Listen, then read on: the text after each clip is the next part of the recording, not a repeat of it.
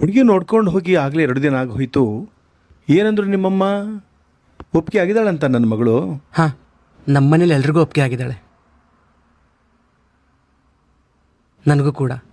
ನೀನೇನು ಕೆಲಸ ಮಾಡ್ತಿರೋದಂದೆ? ಬ್ಯಾಂಕಲ್ಲಿ ಕೆಲಸ ಮಾಡ್ತಿರೋದು ಅಂತ ಹೇಳಿದ್ನಲ್ಲ. ಗೌರ್ಮೆಂಟ್ ಬ್ಯಾಂಕ್ ಅದು? ಇಲ್ಲ, ಪ್ರೈವೇಟು. ಆದರೆ ಸಂಬಳ ಚೆನ್ನಾಗಿದೆ, 40,000 ಕೊಡ್ತಾರೆ ತಿಂಗಳಿಗೆ. 40,000 ಕೊಡ್ತಾರೆ ನಿಜ.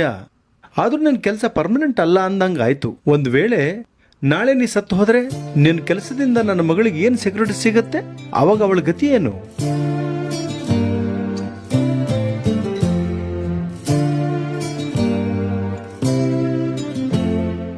ನೀವು ನಿಮ್ಮ ಮಗಳ ಮದುವೆ ಮಾಡಬೇಕು ಅಂತ ಆಸೆ ಇಟ್ಕೊಂಡಿದ್ದೀರಾ.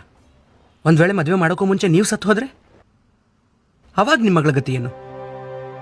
ಹಂಗಾಗ್ಬೋದಂತಲೇ ನನ್ನ ಮಗಳ ಮದುವೆಗೋಸ್ಕರ ದುಡ್ಡನ್ನ ಈಗಾಗಲೇ ಕೂಡಿಟ್ಟಿದ್ದೀನಿ. ನಾನು ಇಲ್ಲದೆ ಇದ್ರೂ ಅವಳ ಮದುವೆ ನಡೀತದೆ.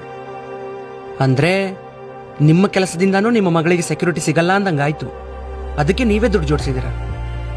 ಸರ್, ನೀವಿಲ್ಲಿ ನಾನು ಸಾಯೋದ್ರ ಬಗ್ಗೆ ಹೇಳಿದ್ರಿ. ನಾಳೆ ಒಂದು ವೇಳೆ ಹೆರಿಗೆ ಟೈಮಲ್ಲಿ ನಿಮ್ಮ ಮಗಳೇ ಸತ್ತು ಹೋಗ್ಬಿಟ್ರೆ ಅವಾಗ ನನ್ನ ಗತಿ ಏನು? ನಾವು ಅದಕ್ಕೆ ಯಾವ ಶೂರಿಟಿ ಕೇಳಬೇಕು? ಮದುವೆ ಅಂದರೆ ಬರೀ ಹೆಣ್ಣು ಮಕ್ಕಳದ್ದಷ್ಟೇ ಜೀವನ, ಗಂಡು ಮಕ್ಕಳದಲ್ಲ ಅಲ್ವಾ? ಇಲ್ಲಿ ನೀವು ನಿಮ್ಮ ಮಗಳು ಕೊನೆವರೆಗೂ ಮುತ್ತೈದೆ ಆಗಿರ್ಬೇಕು ಅಂತ ಆಸೆ ಪಡ್ತಾನೆ ಇಲ್ಲ. ಅವಳು ಗಂಡ ಸತ್ತು ಅವಳು ವಿಧವೆಯಾದ್ರೂ ಪರವಾಗಿಲ್ಲ, ನನ್ನ ಮಗಳು ಸೇಫ್ ಆಗಿರ್ಬೇಕು ಅಂತಿದ್ದೀರಾ. ಅದಕ್ಕೋಸ್ಕರನೇ ಹುಡುಗನ ಹತ್ರ ಇರೋ ಕೆಲಸ, ಬಂಗಾರ, ದುಡ್ಡು, ಆಸ್ತಿ ಇದೆಲ್ಲದ್ರ ಬಗ್ಗೆನೂ ವಿಚಾರಿಸ್ತೀರಾ. ಅದೇ ಅವನ ಗುಣ ಹೆಂಗಿದೆ, ಅವನ ಮನಸ್ಸು ಹೆಂಗಿದೆ ಅಂತ ನೋಡೋದೇ ಇಲ್ಲ. ಜನಕ ಮಹಾರಾಜ ರಾಮನ ಹತ್ರ ಇರೋ ದೊಡ್ಡ ದೊಡ್ಡ ಅರಮನೆಗಳನ್ನ ನೋಡಿ ತನ್ನ ಮಗಳು ಸೀತೆನ ಮದುವೆ ಮಾಡಿಕೊಡ್ಲಿಲ್ಲ. ರಾಮನ ಹತ್ರ ಇರೋ ಗುಣಗಳನ್ನ ನೋಡಿ ಮದುವೆ ಮಾಡಿಕೊಟ್ಟ. ಅದಕ್ಕೆ ರಾಮ ಕಾಡಿಗೆ ಹೋದ್ರೂ ಕೂಡ ಪ್ರತಿ ಕ್ಷಣನೂ ಸೀತೆಗೋಸ್ಕರನೇ ಬದುಕಿದ. ಸೀತೆನೂ ಅಷ್ಟೇ, ಚಿಕ್ಕ ವಯಸ್ಸಿಂದಾನೂ ಹಂಸ ತೂಲಿಕಾ ತಲ್ಪದ ಮೇಲೆ ಮಲಗಿ ರಾಣಿ ತರ ಬೆಳೆದಿದ್ರು ಎಲ್ಲ ಬಿಟ್ಟು ರಾಮನ ಜೊತೆ ಕಾಡಿಗೆ ನಡೆದ್ಲು. ಕಾರಣ ಅವರಿಬ್ಬರ ಮಧ್ಯೆ ಇದ್ದ ನಿರ್ಮಲವಾದ ಪ್ರೇಮ. ಮದ್ವೆ ಆಗೋ ಹುಡುಗ ಹುಡುಗಿ ಮಧ್ಯೆ ಆ ಪ್ರೀತಿ ಇರಬೇಕು ಅಂತ ಆಸೆ ಪಡೋನು ನಾನು, ಈ ಶೂರಿಟಿ ಸೆಕ್ಯೂರಿಟಿಗಳಲ್ಲ. ಬರ್ತೀನಿ ಸರ್.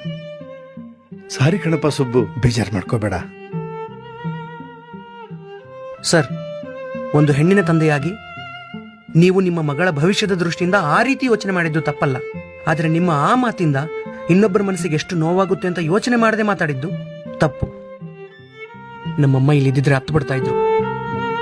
ಅದೇ ಗೊತ್ತಾಗ್ಲಿಲ್ಲ. ಮನ್ಸಿ ತಗೋಬೇಡ. ಈ ಭಾನುವಾರ ಬರ್ತೀವಿ ಮಾತುಕತೆಗೆ. ಬನ್ನಿ, ಪರವಾಗಿಲ್ಲ. ಆದರೆ ಬರುವಾಗ ಒಂದನ್ನ ನೆನ್ಪಿಡ್ಕೊಂಡು ಬನ್ನಿ. ನಾನು ನೀವು ಕೇಳೋ ಯಾವುದಕ್ಕೆ ಬೇಕಾದ್ರೂ ಶೂರಿಟಿ ಕೊಡ್ಬೋದು. ಆದರೆ 100 ವರ್ಷ ದೀರ್ಘಾಯುವಾಗಿ ಬದುಕ್ತೀನಿ ಅನ್ನೋದಕ್ಕೆ ಮಾತ್ರ ಶೂರಿಟಿ ಕೊಡಕ್ಕಾಗಲ್ಲ. ಬರ್ತೀನಿ.